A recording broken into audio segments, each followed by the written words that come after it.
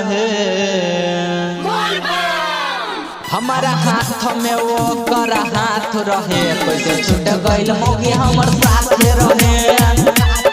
हमारा हाथ में वो कर हाथ रहे, कैसे छूट गइल मौगी हमर साथ रहे।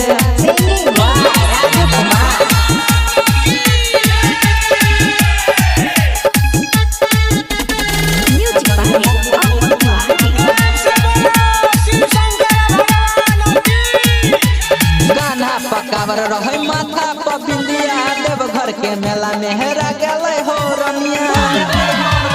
कान्हा पकावर रहे माथा पर बिंदिया, देवघर के मेला में हेरा गए रनिया। बाबा दिलावा से दूर हमर खास भेले, खास भेले।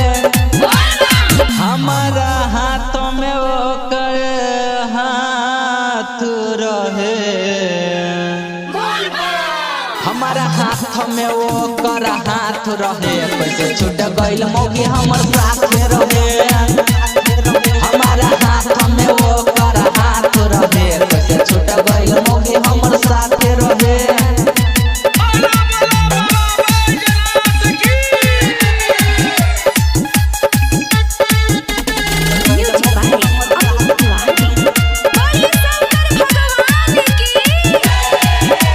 पहले बार लोलिया बाबा मौगी के देव घरवा, ओहो में फिर गेल सुना हमरा भादवा।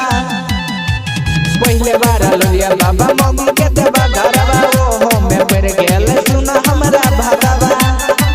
बाबा दिलवा के बताया केकरा कहबे, केकरा कहबे।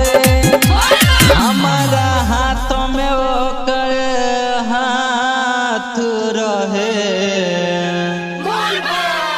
हमारा हाथ में वो कर हाथ रहे, कैसे छूट गइल मौगी हमर साथ रहे।